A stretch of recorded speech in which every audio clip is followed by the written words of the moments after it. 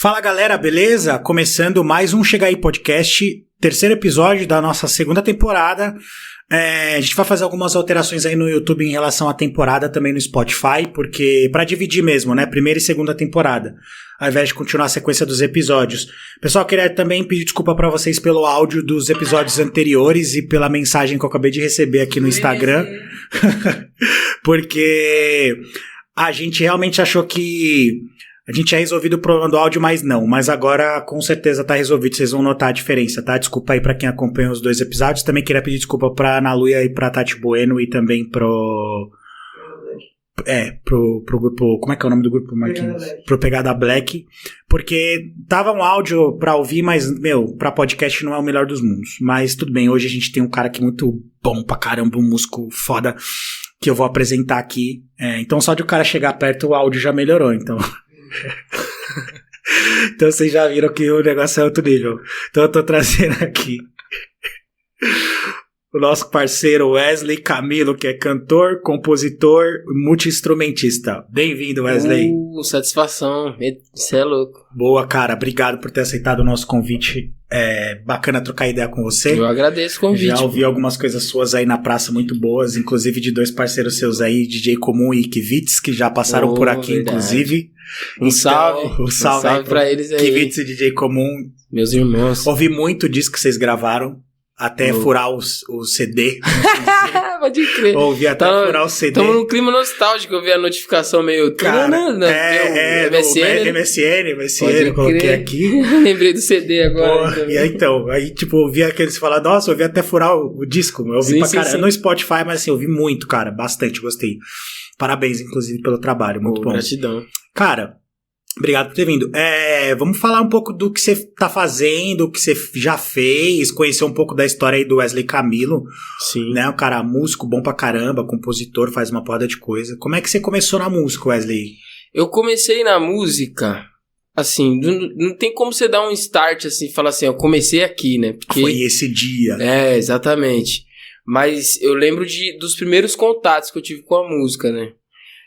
O lugar, assim, o principal contato que eu tive com a música foi com a religião, a prática religiosa. Boa. Né? Eu venho de um lar evangélico, né? Uhum. Fui criado, né, com os meus pais, eles até hoje eu não pratico, né? Tenho algumas coisas que eu carrego comigo dos ensinamentos, né? Obviamente. Claro. Eles ainda, né? São praticantes, sim. E basicamente o principal contato que eu tive foi com a igreja, né? E era interessante porque, além do contato com a igreja, meu pai sempre cantou na igreja, né?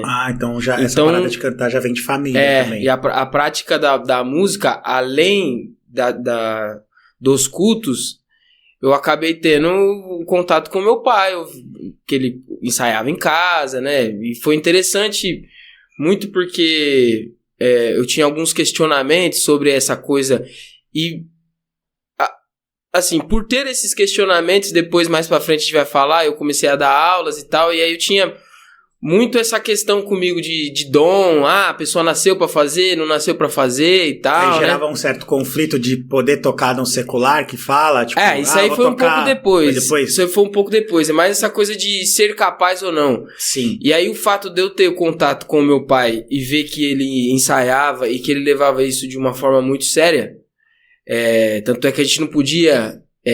interromper, né, e tal. Tinha todo Exatamente, a casa era pequena, né, e ele tinha um momento dele ali de ensaiar, e quando ele tava ensaiando, era uma coisa sagrada, né, e o respeito, né, acabei tendo, né, já encarando de uma forma respeitosa a prática musical, porque a criança tá ali, ela não sabe, né, discernir o que é religião, o que é música. Sim. E tal, né, então, tipo... quando eu via as apresentações, por mais que eu via as pessoas se impressionando e tal, eu também tinha uma noção de que ele se preparava. Então, essa coisa de, o dom que cai sobre a cabeça da pessoa, assim, eu ouvia isso de certa forma concordava, mas conseguia ter noção que ele se dedicava em casa. Então, isso foi acredito que isso marcou legal, assim. Embora tinha a mística do dom, pela questão da religiosidade da igreja, mesmo assim você via no exemplo o esforço dele em estudar o instrumento. Exatamente, ele passava tempo ali, né? Sim. E aí, quando eu vi o resultado, eu via que ficou melhor do que no ensaio, né? Porque dedicava. Porque fez várias vezes, né? Então... E aí, tipo assim, tinha esse contato com a igreja, aí tinha um contato com aquele cara que, como a gente começou num clima nostálgico aqui, né? Com certeza a galera que cresceu nos anos 90, né? A maioria tem no bairro aquele cara que tem um Opala. Ah, sim. Né? Que é o carro antigo. Que ele, no final de semana, ele bota uns sons pra tocar, uns sons de pretão, né? Sim. E ele lava o carro, ele tem a sua prática religiosa. É quase um ritual, né? Um ritual ali dele, né? Exatamente. Então, a galera de periferia tem essa noção, né? Desse cara do Opala. Esse cara do Opala, ele me influenciou muito também, né? Porque tocava umas coisas que era música do mundo, né? Sim. Era música do mundo, né? Tocava uns Marvin Gaye, tocava uns Roger Zapp, tocava umas coisas de verdade ali que já me impressionava pela sonoridade. Sim. Eu não sabia o que era e tal. E também quando fui crescendo um pouco mais, eu comecei a mexer nas coisas no 3 em 1 que tinha em casa e tal, de ouvir algumas coisas. Então esses foram os 3 principais contatos. Inclusive na intro do meu EP eu falo disso, né? Do meu EP lá de 2017, tá? EP de estreia, né? Que eu falo desses 3 contatos aí. Desses contatos. Exatamente, legal. Com a música. Bacana. E aí, qual foi o primeiro instrumento que você começou a ter a aptidão e se interessar por querer tocar? E quando que você descobriu que você cantava? Então, o cantar, ele é muito interessante. Eu vou começar por isso, né? Porque eu acho que foi o primeiro instrumento, né? Sim. Mas vou falar geralmente cantor já vem com essa parada de começar a cantar mesmo. Pô, você cantar bem. Sim, o instrumento... ele virar apoio, né? Sim, o instrumento veio depois pela necessidade de ter um acompanhamento, né? Né? De um instrumentista e tal. E, pô, se precisar sempre de um instrumentista, você precisa sempre de uma outra pessoa, né? Sim. E aí o instrumento ele foi mais por essa independência, né? Pra você, eu quero fazer um som aqui agora, eu vou fazer aqui agora, né? Certo. O cantar ele veio, né, por conta dessa influência de estar sempre ali porque assim, a igreja, quem já frequenta sabe que a igreja, principalmente, assim, por exemplo, a igreja evangélica tem, sei lá, no mínimo 3 cultos na semana. Sim, né? Geralmente no mínimo. Segunda, quarta e domingo. No mínimo.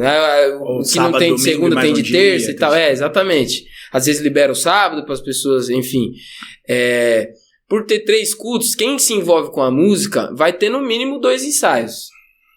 Sacou? Então, tipo, você tem 5 dias de 7 da semana se expondo à música, à prática musical. E os outros dias que sobram, você vai ficar com as coisas na cabeça, Sim. pensando ou tirando música, né? Exatamente, vai ficar pensando nisso pra chegar no ensaio ser mais assertivo, enfim. Então, a prática, ela é...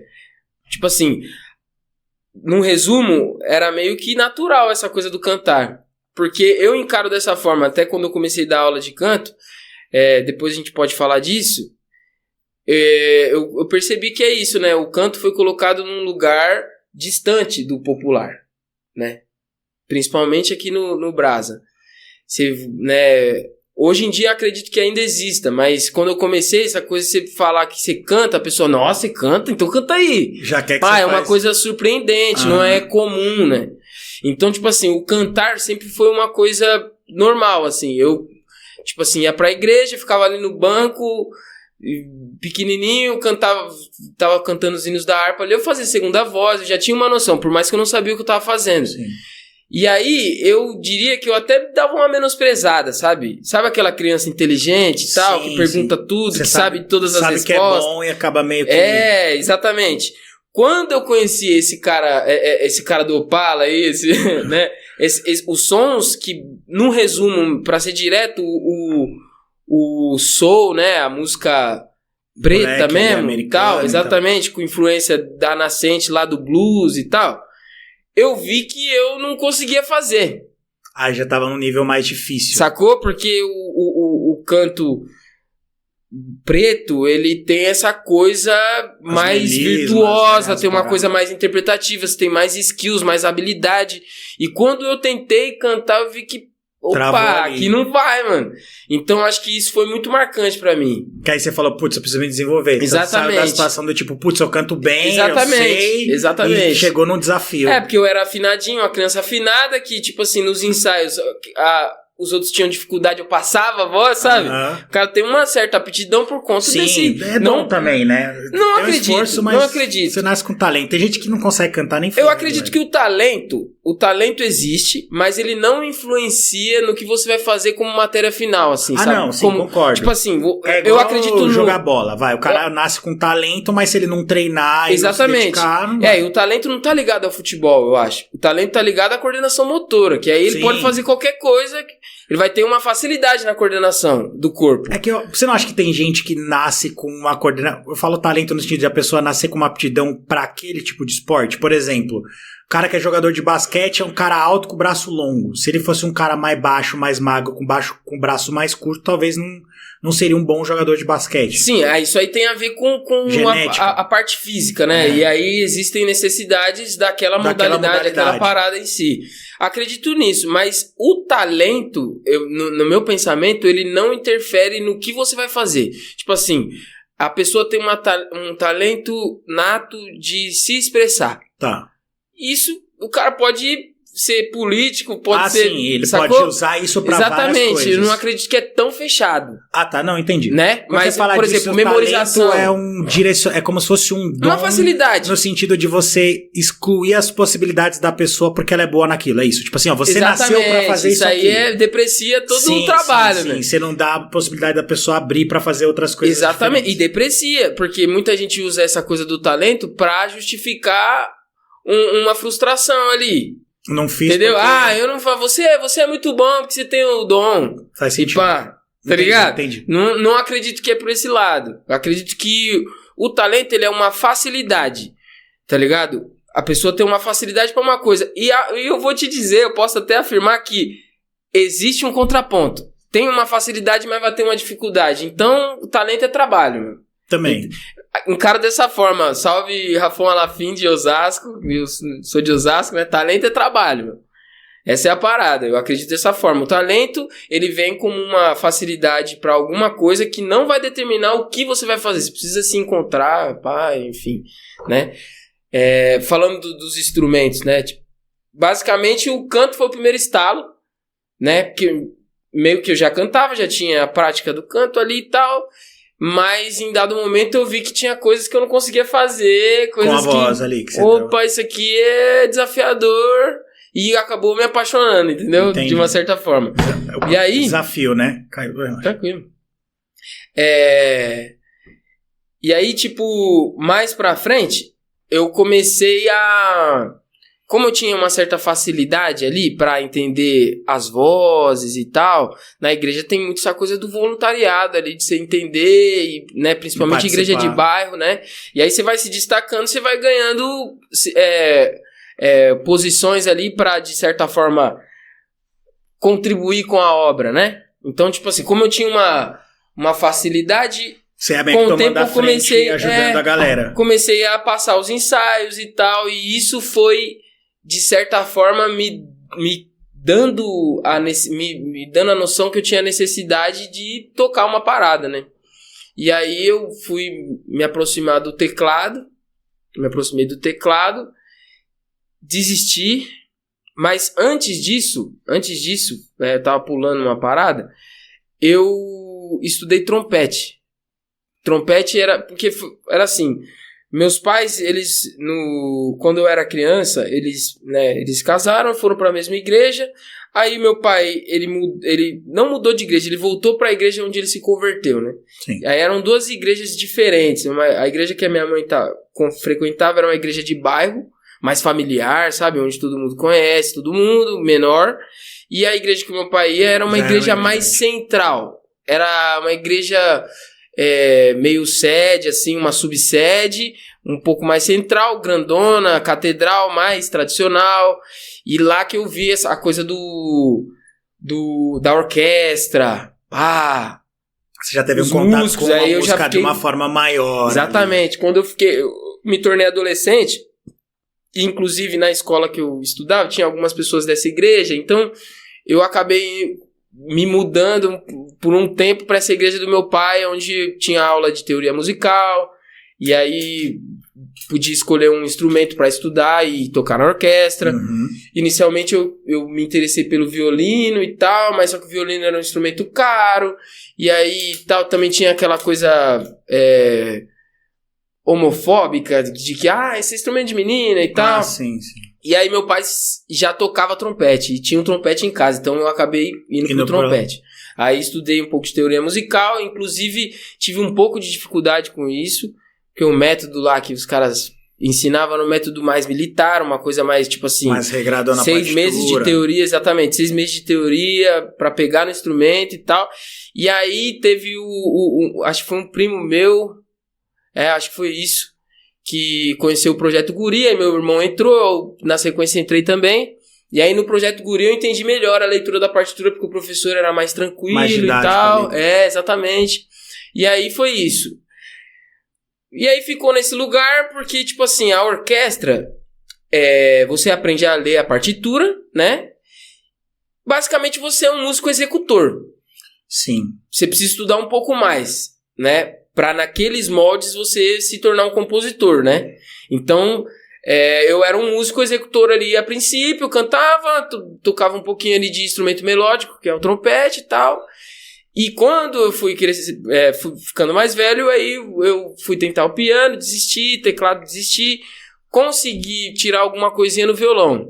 Porque o rapaz do violão... Aí foi o momento que eu voltei para essa outra igreja da minha mãe. Uhum. E aí, lá eu, né, como tinha um pouco mais de conhecimento, já tinha um pouco mais de evidência, como eu falei e tal, e aí tava na frente e tal, o menino que tocava o violão, ele foi consagrado a, acho que, presbítero, uma parada assim, aí ele parou de tocar, porque tinha essa parada, né, você vai ficar sendo músico ou você vai ser um pregador de novo, e tal. Condicionaram a uma coisa... Exatamente, aí o cara meio que foi pra uma congregação lá, servir de uma outra forma, e o violão novo ficou lá, e aí eu pedi pra levar pra casa, naquele molde, né, fiquei mais íntimo do instrumento, comecei a tocar um pouco o violão, aí depois o teclado, e assim foi indo. Foi evoluindo nesse processo. Exatamente. E aí, como é que você saiu dessa transição de começo de descobrimento da música? E é até interessante o que você falou, porque percebe que você teve contato com a música erudita e a música popular. Muito louco. Ao mesmo tempo, né? Muito então, louco. Assim, ao mesmo tempo que você estava num lugar onde, sei lá, era mais militar, um processo mais erudito ali, Exato. partitura e tal, você batendo ali certinho... Pra um lance do tipo, putz, cara, vamos fazer um som e eu tô pegando alguma coisa de ouvido, vamos fazer eu acontecer, saco mais rápido. Vamos trabalhar com as ferramentas que a gente tem. De músico ali, Sim. né? E acho que deve ter te dado uma base legal também, muito. As duas coisas. Né? Agradeço muito de ter tido essa vivência, porque, por exemplo, numa dessas igrejas, a igreja mais erudita, não tem improviso. Sim, entendeu? Só não partitura. Tem improviso. Na igreja mais bairrista ali, uma coisa mais menor, assim, né? Tem aqueles irmãos que vão pegar o microfone e vai falar, essa irmãos, música aqui. Eu não ensaiei, o cara fala, eu não ensaiei, Começa mas que a Deus cantar, receba e vai embora. Exatamente, aí pega, entendeu? Que muito músico de partitura não vai desenrolar, não vai. Porque o bagulho começou e você vai, aí pega. Aí a pessoa muda de tom, você tem que ir de novo, achar de novo. Ou seja, essa vivência... Ajudou demais. Boa. E como é que foi a transição do músico da igreja, que foi a tua infância e adolescência nessa timeline, pra profissionalizar e começar a trabalhar com música e fazer trabalhos até fora da igreja, que eu sei que você já fez uma porrada de coisa também. Sim. O processo foi assim... Eu tinha muito dessa parada do sucesso na cabeça como sendo uma coisa de ter uma segurança, de ter um registro na carteira, assim como todo mundo que cresceu ali nos anos 90, né? Essa coisa. Mas você queria ter uma carreira. Não, na verdade eu nem pensava em trabalhar com música, sacou? Eu fazia A música, pra mim, era uma forma de servir ali a religião numa parada, Sim. tá ligado? Como é que você virou essa chave Então, de falar, putz, vou trabalhar com isso? A virada foi um pouco por essa parada que eu contei de começar a fazer os ensaios do grupo ali de jovens e tal. Nesse momento, surgiu algumas demandas. E aí, em paralelo, eu quando eu tinha, acho que 16 para 17...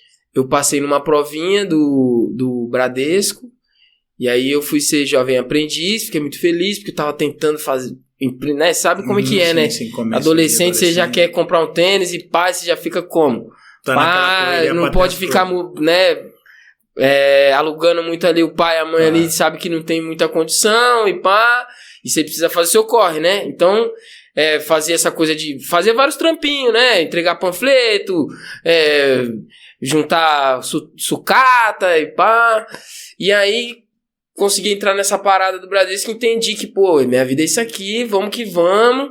Pá, música, nem separava a coisa, música eu faço na igreja, não, era ali uma forma de servir mesmo e já era, amava muito, já sentia muito e já ouvia coisas de fora da igreja escondido e pá, né? Obviamente. Influência. E aí, quando acabou o contrato, foi quando eu virei para 18 anos, aí veio a época de quartel, eu fiquei, né, indo e voltando pro quartel durante quase um ano, né? E aí, né, você tem 18 anos, você quer ir num cinema, você precisa fazer seus corre, né?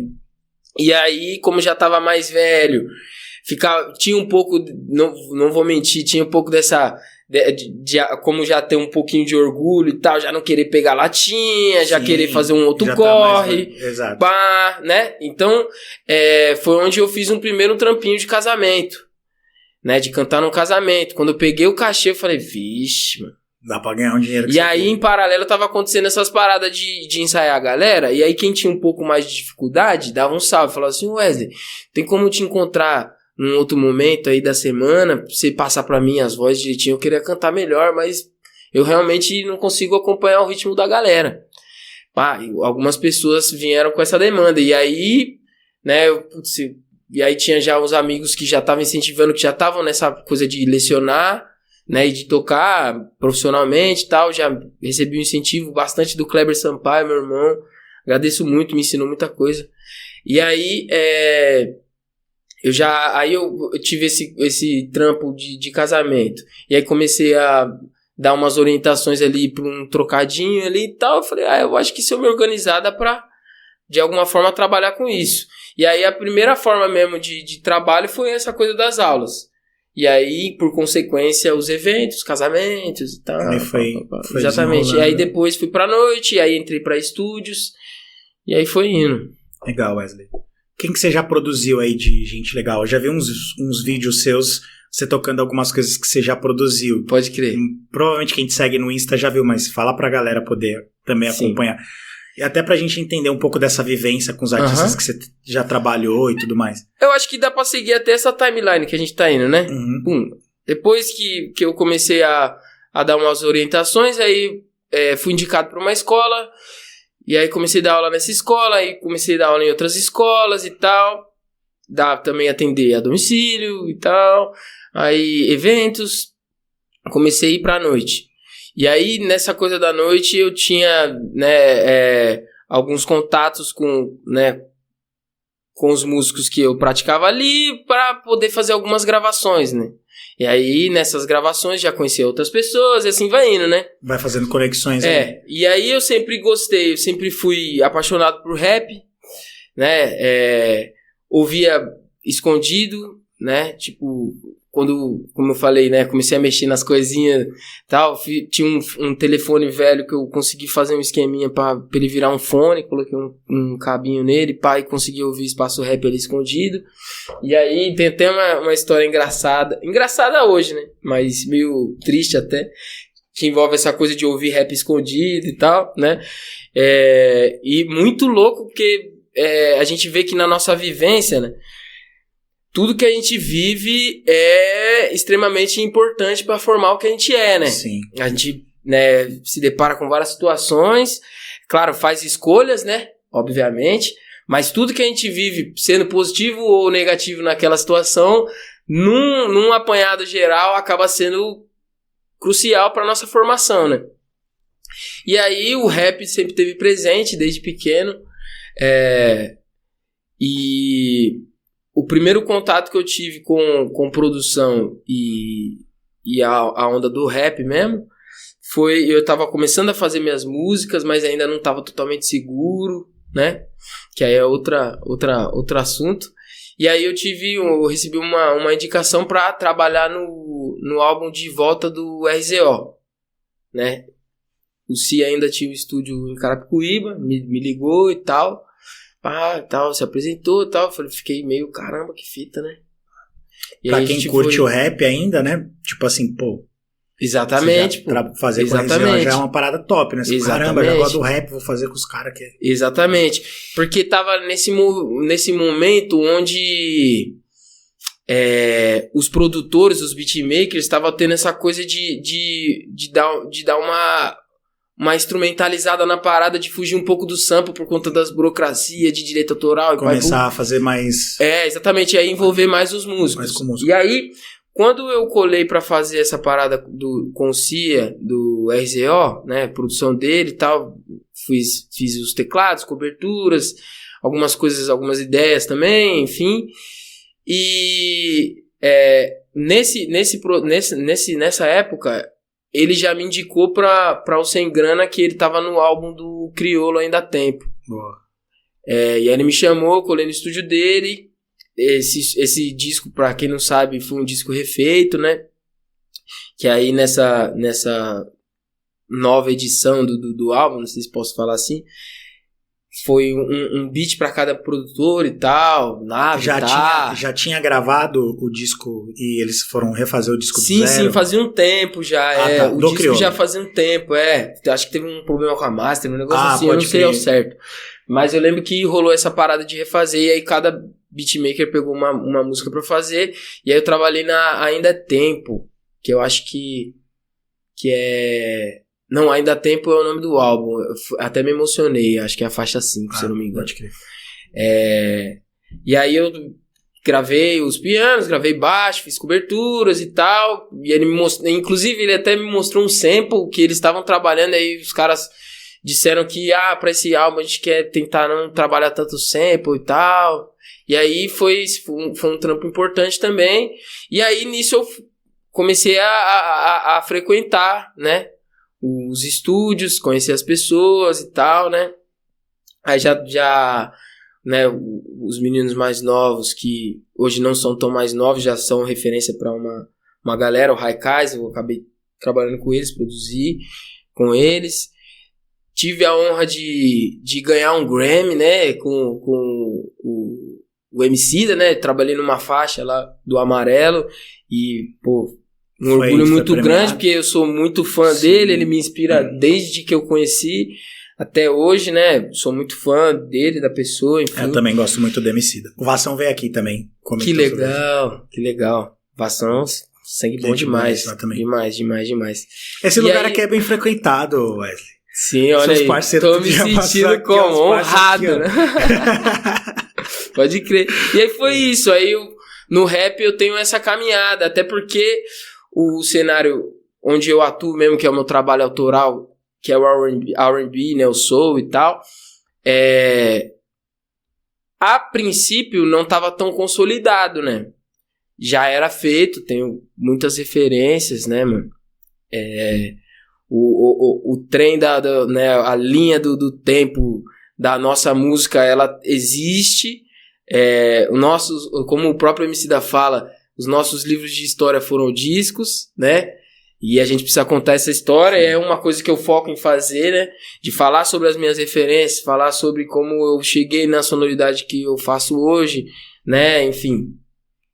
Mas eu não tinha nem a situação de entender, vou atuar no cenário de R&B, até porque ainda hoje a gente está se estruturando, né? A gente está se conectando, os artistas do Brasil inteiro estão fazendo a sonoridade agora e cada vez mais se conectando, né, pra gente fortificar uma cena e ter uma prática ali, né, de comunidade mesmo, enfim, do gênero. Então foi essa a forma de eu entrar e de certa forma, aplicar o que eu tava estudando, né? Porque eu tava estudando ali, inclusive quando eu fui pra essa coisa de tocar na noite, que eu recebi alguns convites, tava precisando de grana, tava dando aula, não era o suficiente, tal, vamos pra noite, pá. E aí eu tava me aplicando mais nas harmonias, no piano, no teclado, né? E aí eu lembro que na época, isso era, sei lá, 2013, 14, na época, o que tinha pra se trabalhar na noite, é claro que perto de mim, né? Era ou sertanejo ou pagode. Que era o que né? rolava ali. Exatamente. Era o que tava acontecendo. E aí, eu lembro que o sertanejo, ele pagava, sei lá, 3, 4 vezes, falando de grupos pequenos, de artistas pequenos, mais de bairro. Que o pagode. Exatamente. E aí, eu tentei fazer um show, não consegui fazer da melhor forma, porque... Mas aí o show que você queria fazer era autoral? Então, eu tentei fazer... diferente? Eu acabei não falando, até pulei. Eu tentei fazer um show no sertanejo. Ah, tá. Tá ligado? Porque tinha essas duas opções. Pô, tá rodando. Porque é uma paga legal, trabalhar. pá. Exatamente, fui fazer, pá. Aí eu fiz minhas anotações, é muito louco, porque culturalmente o pagode pratica a leitura. Isso é louco. Existe partitura de qualquer pagode que você quiser na internet. Porque é da cultura da parada. O cara grava, ele escreve uma partitura, chama os músicos, ó, tamo aqui, ó, pá, grava. Né? E no sertanejo não tem tanto. Até porque as músicas são mais simples, harmonicamente falando e tal, e é isso que meio que me pegou. Porque, sei lá, uma sequência de 4 acordes, de um show de 20 músicas, sei lá, 5, 10 músicas tinham a mesma sequência de acordes. Só muda a variação. E aí o que mudava era o que a gente chama na prática musical de convenção. Convenção são as coisas que a banda faz junto, né? É claro que ela toca a música junto, Sim. mas eu digo os break, as paradas, né? As coisas que a gente faz junto, porque cada instrumento tá fazendo uma função, né? Pá, ali na música. Quando todos os instrumentos fazem uma coisa só, a gente chama de convenção, né? Um break, como eu falei e tal, ou uma frase, alguma coisa que tem ali uma melodia que todo mundo faz junto, né? O que mudava era isso. Então eu botei convenção de uma música em outra e tal. Aí eu falei, putz, mano, eu tô perdidão aqui nesse rolê. E aí eu entendi que eu ia precisar viver aquilo. E aí eu falei, não quero viver isso aqui. Sim, você esses tem que acordes acordes não estão dentro da minha parada. E tanto é que nessa época eu tenho vários amigos que tinham influência da soul, do blues, do jazz, da música preta. E que começaram a veredar o caminho do sertanejo e estão falando, pô, bicho, hoje top, bicho, tá ligado? Tipo assim, os caras tão... Sim, os caras são sertanejo. Exatamente. Sim. Tá ligado? E eu não queria isso pra mim, nada, né? Não, sem juízo de valor, não né? era tua praia, você não Não era minha fazer. onda, exatamente. E aí eu fui entender as coisas de pagode e vi que, pô, os acordes com sétima tava ali, tinha 13ª, tinha umas coisas ali, entendeu? Aí eu falei, pô, eu vou pra isso aqui. Então também foi uma escolha por sonoridade. E, como eu tava falando do rap, foi um lugar também de eu conseguir colocar o que eu queria fazer, né? Porque o rap, ele se abastece muito do R&B, do soul, né? Nas harmonias, enfim. E aí foi um lugar que eu consegui, de alguma forma, circular, né? Tenho muitos amigos hoje em dia, trabalhei com, né, boa parte dos meus ídolos, né? Enfim, sou muito realizado no rap, assim, trabalhando. Quem é a galera que você trabalhou, que você fala, pô, foi muito massa trabalhar com essa galera aqui? Eu já citei, né? Citei o Emicida, citei o Haikais, RZO, eu fiz trabalhei num som póstumo do Sabotagem, trabalhei com Racionais também, para conteúdo, fiz alguns remixes para conteúdos de rede social, não trabalhei em músicas oficiais, né? Mas até porque nesse tempo que eu trabalhei, os caras, né, não fizeram tantos lançamentos, né? E, enfim, trabalhei com eles. Inclusive, trabalhar com eles foi uma coisa que mudou minha vida, assim, de certa forma, né? Entender ali a vivência, ver o exemplo dos caras, fez eu encarar o meu trabalho e até a vida de uma forma diferente. É um marco pra mim. A Comum falou isso também. Pra ele foi importante. Quando ele teve o episódio com o Brau, ele falou que foi um divisor de águas também. Então, não tem como não ser, né? Não tem como não ser, cara. É complicado. Porque envolve muita coisa, porque a gente vai voltando lá atrás, né? É porque é muita referência, né? Pra gente que cresceu ouvindo Racionais, é uma coisa que, tipo, não tem como, né? uma coisa que não cabe em palavras, né? Não cabe em palavras. Inclusive, tava falando... Eu falei que tinha uma história pra contar, né? No fone. Uma coisinha ali e tal, que envolve Racionais, né? E também envolve um projeto que... Um artista que recentemente a gente fez a produção musical, né? Fizemos junto e tal. Que é o Renan Inquérito, né?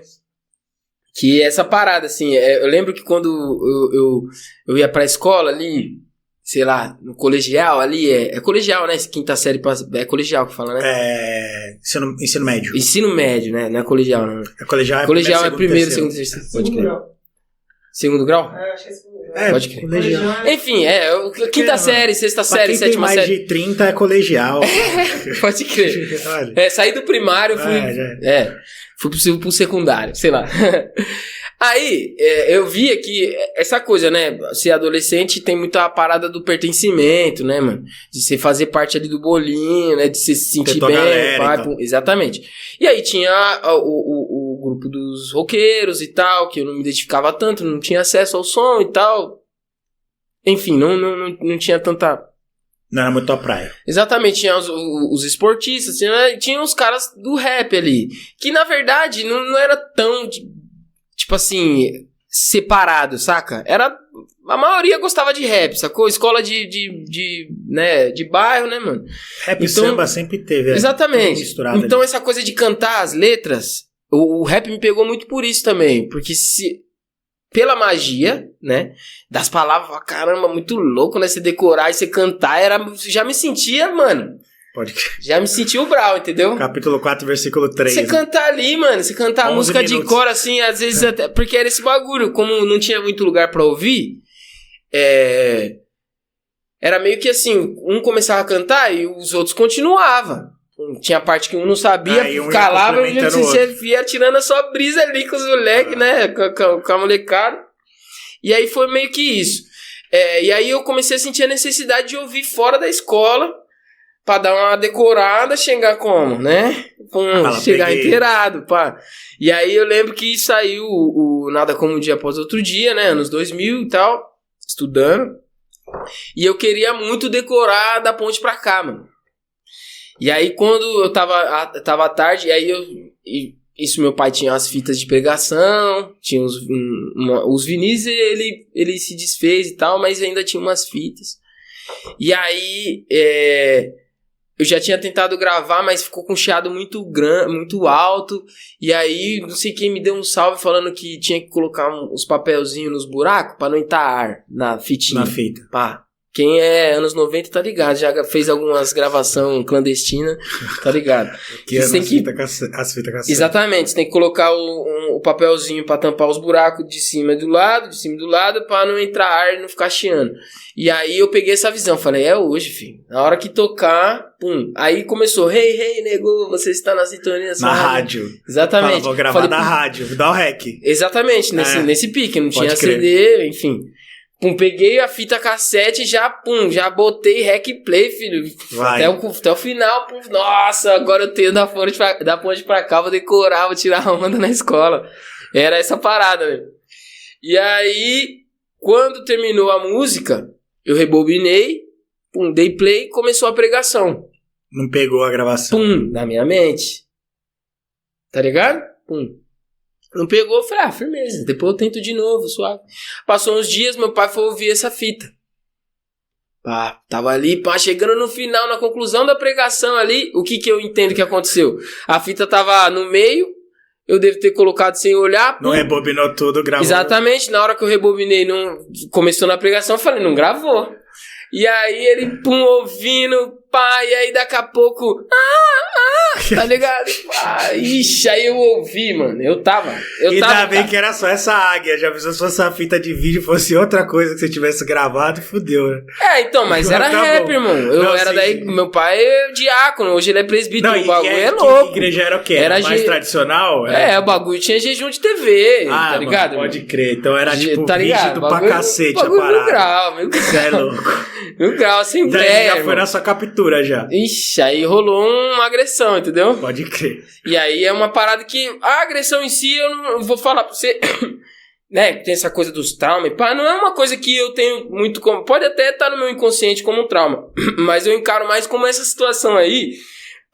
E o que mais me pega, mano, é que eu ouvia deles, dos meus pais, que isso era música de ladrão, música de bandido. Sim. Música de maloqueiro, né?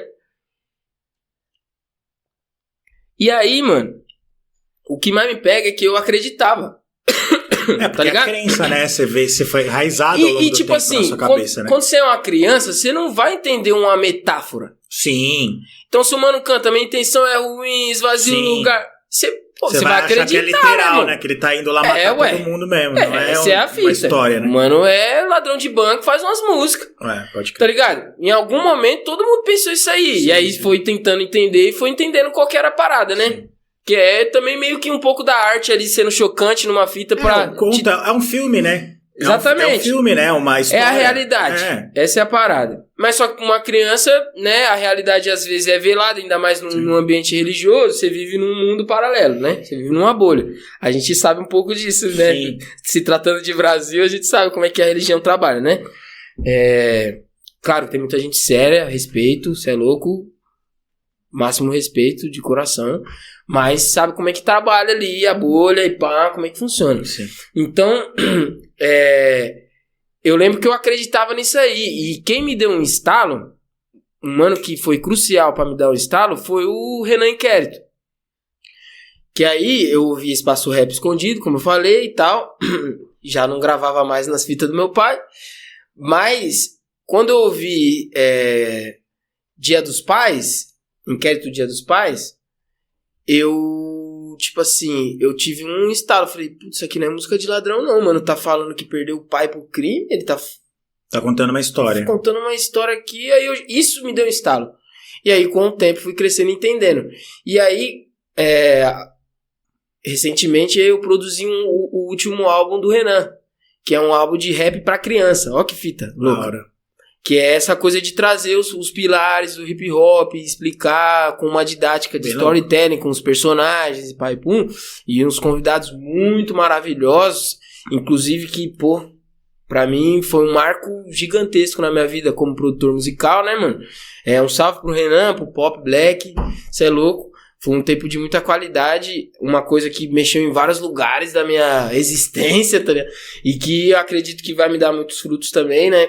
O disco tem participação de Arnaldo Antunes, Maria Rita, o Emicida participa também, o Rashid. Da hora. A Drica Barbosa também participa. Enfim, posso estar esquecendo time de alguém. peso. Um time de peso.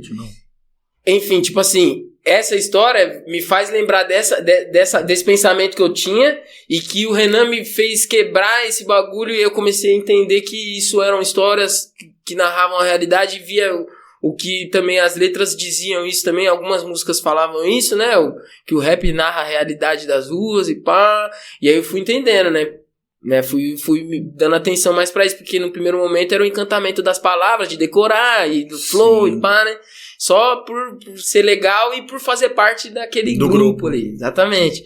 E aí eu lembro que a música do Renan me deu esse estalo e mais pra frente ele me procurou, né? A gente se conectou no álbum do Rashid, né?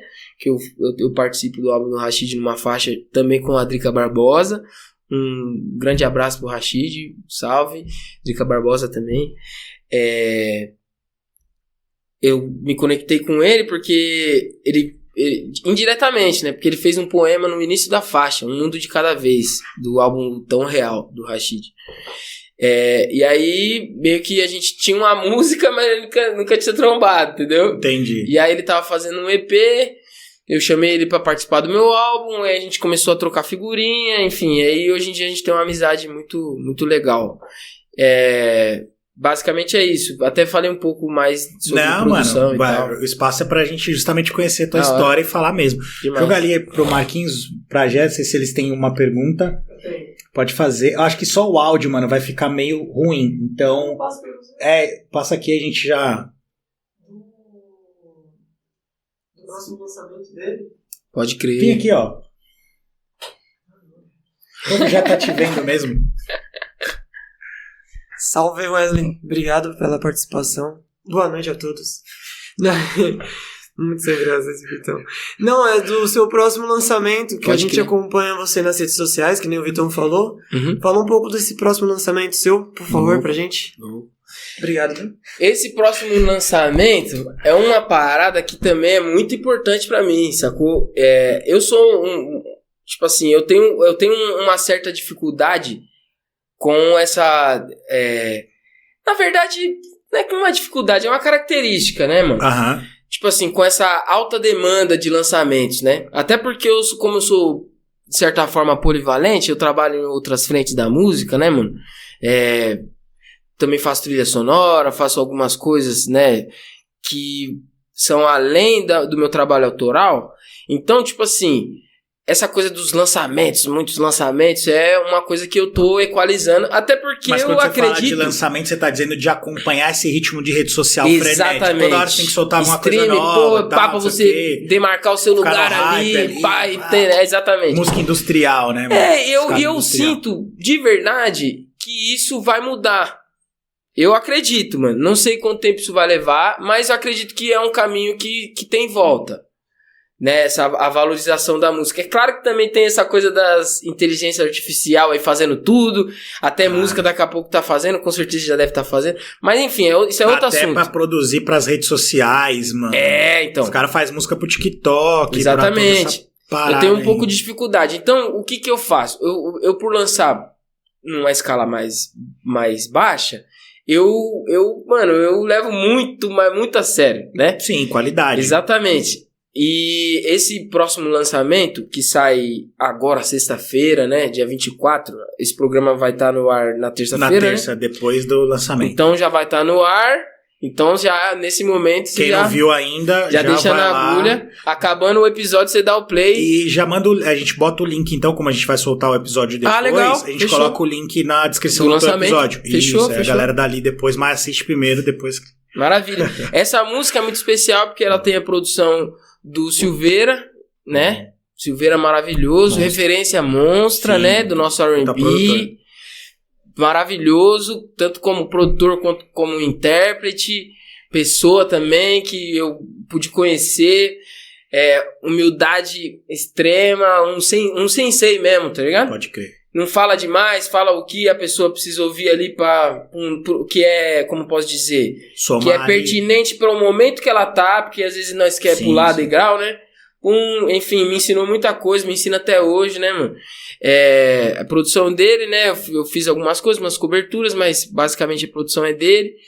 E a participação do Kamal, que é um irmão, referência, professor, sem palavras também. É uma faixa... A gente vai soltar um clipe, o clipe tá bem intimista, minha família participa e tal, ou seja, é muito importante pra mim. O nome da música é Leve, né? Fala sobre você não carregar um peso que você não precisa carregar, né? Sobre se não é seu, não carregue, libere-se, Vai na sinta sua. leve, vá na moral, respeita quem você é, respeita a sua saúde, a sua individualidade, né? Enfim, esse é o lançamento que sai agora, que provavelmente já tá no ar, e o clipe também tá no YouTube. Direção de Culpa, daquele jeito, dá muito play, compartilha com geral, satisfação imensa. É isso. Não esquece de se inscrever no canal, dar o like aqui no canal do Wesley Exatamente, também, tá? exatamente. Galera do Muito Wesley que tá importante. acompanhando a gente, se inscreve no canal também, dá essa força, o projeto é independente, a gente sempre fala isso, então a gente tá no corre pra tentar aí alavancar o canal, e em breve a gente tem a pretensão de começar a fazer ao vivo. Eu acho que vai ser mais legal pra galera interagir com a gente em tempo real também. Wesley, cara, a gente tem um pouco de limitação de tempo por conta, Com certeza. né? Mas eu queria trocar uma ideia muito boa, inclusive papo bem rico, mas a gente tem um pouco de limitação de tempo por questão de logística aqui e tal do podcast. Então, assim, queria perguntar pra você, pra gente ir ali pro finalzinho. Sim? Primeiro, se tem alguma pergunta que eu não fiz pra você que você gostaria que eu tivesse feito. Então, cara, eu queria ter falado sobre tal coisa e não falei. Eu acho que talvez na sua cabeça tinha alguma coisa. Cara, eu acredito que não, as coisas acontecem como tem que acontecer mesmo. Se tiver alguma coisa que você não perguntou, você me chama de novo, nós troca outra ideia. Boa, com certeza. Certo. E outra coisa é que a gente tem um quadro onde a gente pede algumas dicas, que são dicas culturais. Pode crer. Então a gente pergunta filmes, séries, livros, o que você curte, que você possa indicar pra galera. Pô, então não precisa ser filme novo, é coisa que você acha legal. Pô, esse filme me marcou, achei legal pra caramba, essa parada aqui, esse livro eu achei interessante. Enfim, o que você pode compartilhar com a galera pra depois quem sair do episódio ir lá, ir atrás e falar, pô, legal, gostei e tal, enfim. Pode crer. Eu não sou o cara dos livros, vou ser sincero. Os poucos livros que eu li, livros de música, né? Coisa, mais técnico. Exatamente. Filmes, tudo que tiver o Denzel Washington, você tem que assistir. Qualquer filme que tiver o Denzel Washington, ou se tiver um filme do Denzel Washington que você não assistiu, é esse que você tem que assistir. Essa é a recomendação. Pô, essa dica foi a dica mais direta, mas que faz maior sentido, né? Tem alguns filmes aí. Não, tem alguns mas filmes cara, pra porque não tem filme ruim do Denzel Washington, né, mano? Não tipo, faz maior sentido isso. Pra caramba. Eu tive um professor que ele tinha a mania de Isaac Sampaio. Ele, infelizmente, na pandemia, ele se foi, né? Vivo nas nossas lembranças. E ele tinha uma parada que ele falava, ele era professor de harmonia e tal, e ele tinha uma parada que ele falava assim, ele gostava de pegar um disco em específico e falar assim, se eu ouvir isso aqui, a sua vida toda você fica bom. Tipo assim, sabe? Referência. Caminho. E também uma recomendação direta, simples, e tipo assim, isso aqui tem tudo que você precisa saber. Sim. Se eu ouvir isso aqui, você vai ficar bom. Tipo, o Denzel Washington é tipo isso aí, sim, entendeu? Total. É tipo, se você quer entender, Quer ver um filme, você quer ver um ator de verdade acontecendo? Você quer ver um filme legal, que é bonito, de bom gosto, fotografia, tudo acontecendo, legal, trilha sonora, pá, blá. Boa, faz maior sentido. Golaço, né? Total, na caixa. E música ou artistas, enfim.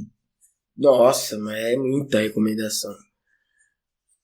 Pode ser, tipo, que te marcou, nacional, internacional. Ó, a minha escola nacional são os 3 reis, que eu costumo dizer, né? Que vira e mexe, surge um rei aí que é aclamado por alguém elege, né? Fala, esse aqui é o nosso rei e tal. Sim. Eu tenho os meus 3 reis, entendeu? Que seria o Tim Maia, o Cassiano e o Djavan. Sacou? Boa. Você quer, né, saber de música boa brasileira, sim, né? Esses 3 caras aí... Vai lá, se você não conhece referência. A obra de verdade, vai lá dar uma atenção. Principalmente o Cassiano, que não que ele não seja popular, tão popular, mas é que a galera já acompanhou mais Tim Maia e Djavan do que Cassiano. Sim, e Cassiano tem muita coisa boa. O Cassiano, mano, ele é um cara que você pode não conhecer ele, mas a obra dele você conhece. Alguma música dele você já ouviu alguém fazendo releitura. Posso dizer que você tocando, gosta. Não só já ouviu, como você gosta. Pode não conhecer. A Lua e Eu, Pichote regravou. Exatamente. Muita gente conhece. Exatamente. Tipo, nunca ouvi, já ouviu. Você só exatamente. Não lembra então, onde. tipo assim, pra quem ouviu, pra quem cresceu ouvindo Racionais e queria ser o Brau, quando você ouve assim, ó, ouvindo o Cassiano, os Gambé não aguentam, você fala, esse Cassiano aí deve ser criminal. Pra esse maluco tá falando isso dele, mano, né? Referência. É porque o Brau, ele trouxe muito essa referência do Tim Maia e do Cassiano, que é essa música black brasileira, né? Soul brasileira, né? Ele trouxe isso pro inclusive o próprio Racionais tem ligação com o disco, né? Do Tim Maia, né? Sim, o nome do grupo. Sim, o nome do grupo, né? Boa. Bem isso aí mesmo. Mais alguma indicação, Wesley?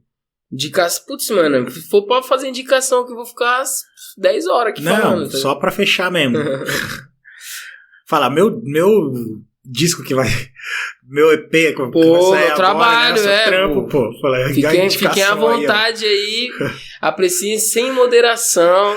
Wesley Camilo nas plataformas digitais. Tem alguns feats com algumas pessoas de renome também. Muitas pessoas talentosas. Tem lançamento, né? Que já tá fresquinho, pode ir lá ouvir. Tem coisa pra sair também, tem muita coisa acontecendo, tanto de coisas minhas autorais, quanto de coisas que eu produzi, como por exemplo esse álbum do Renan, que acredito, nesse momento já vai estar no ar também, 24 que sai o álbum inteiro, faixas lindíssimas, que vão pegar tanto as crianças quanto os adultos, acredito muito, tá ligado? Bom. Hip Hop, o nome do álbum é Abra Cabeça. Top. É uma mistura de abracadabra com quebra-cabeça. A brincadeira da magia que as palavras têm ali no rap e tal. O Renan é um poeta incrível, enfim, o trabalho é muito lindo. E é isso. Me sigam nas redes sociais, né? Daquele jeito, aquelas as recomendações como do Insta, do Face e tudo mais. Wesley, exatamente. Cara, obrigado, velho. Eu que agradeço. Queria que a gente tivesse bem mais tempo aí. Mas valeu, e a gente vai te chamar de novo, com certeza. Vamos novos trabalhos tiverem aí pra gente trocar uma ideia. Valeu mesmo. Valeu pra quem tá acompanhando a gente. Não esquece de deixar o like, compartilhar o episódio, curtir, comentar, enfim. Faz aí o combinho do YouTube pra dar uma força pra nós. Gé, Marquinhos, obrigado também. E até a próxima, gente. Muito obrigado, é nóis.